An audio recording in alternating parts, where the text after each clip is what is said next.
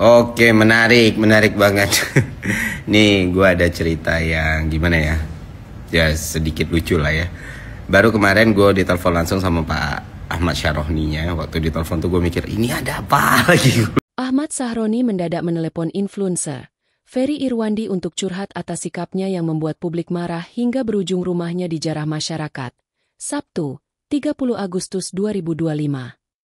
Diceritakan Ferry, Sahroni menyesali ucapannya yang menyebut orang tolol sedunia. Ia menyebut, Ahmad Sahroni akan mengubah gaya komunikasi publiknya yang sempat menjadi sorotan. Pernyataan itu disampaikan Ferry Irwandi melalui Instagram Irwandi Ferry, Rabu 1 Oktober. Dalam postingan itu, Ferry menyebut, Sahroni juga menitip maaf kepadanya untuk disampaikan ke masyarakat Indonesia. Oke, menarik banget. Nih, gue ada cerita yang gimana ya?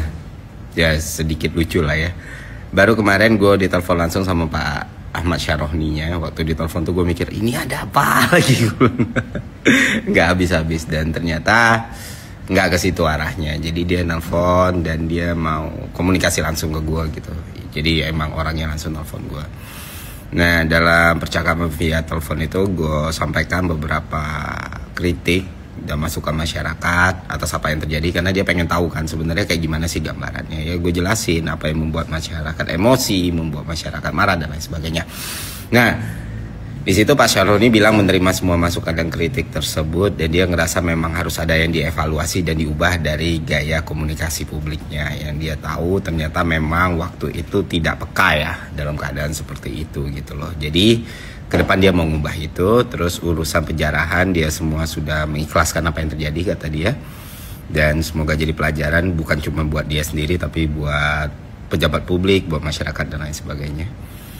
Terus masalah keluar negeri juga gue tanyain ke Pak Ahmad Syaroni, karena waktu itu melalui Bang Deddy Sumargo ya kita mau diskusi langsung gitu ya, karena kita butuh tuh Pak Ahmad Syaroni ngomong langsung, dan gue pikir dia nggak akan diam atau apa gitu. Dan ternyata memang niat awalnya dia pengen ngomong langsung gitu. Dia sempat keluar negeri memang ke Singapura, tapi urusan kerjaan kata dia, dan 2 hari atau 3 hari sebelum aksi penjarahan itu dia udah di Jakarta. Nah, sampai di Jakarta yang niatnya kita mau ngobrol langsung gitu ya, mau di podcastin atau apapun gitu untuk menjelaskan duduk perkara segala macam, ada yang terjadi sama keluarganya beliau, dan ya dia bilang demi keselamatan keluarganya waktu itu terpaksa dia diam.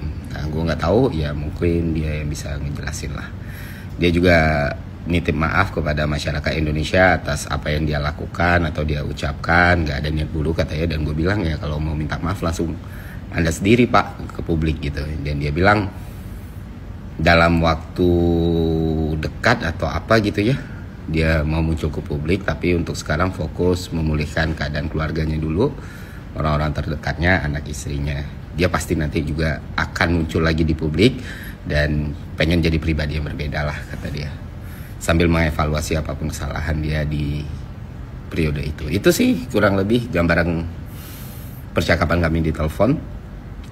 Gue bilang ke beliau ya nothing personal kalau gue pribadi ke Pak Ahmad Syaroni ya. Kalaupun terlalu keras ya minta maaf Pak. Cuman ya emang waktu itu publik berharap banget ada pembicaraan di situ atau ada penjelasan di situ, ada perminta maafan di situ. Dan waktu itu kita juga kaget kenapa Anda tidak muncul gitu, dan udah dijelaskan tadi. Itu sih kalau gue ya, karena mau marah-marah terus, mau emosi terus ya, memelihara kebencian tuh gak akan ada selesainya sih menurut gue.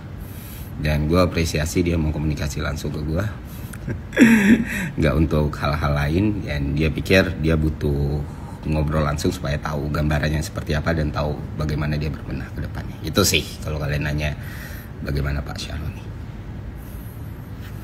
Download Tribun X sekarang, menghadirkan lokal menjadi Indonesia.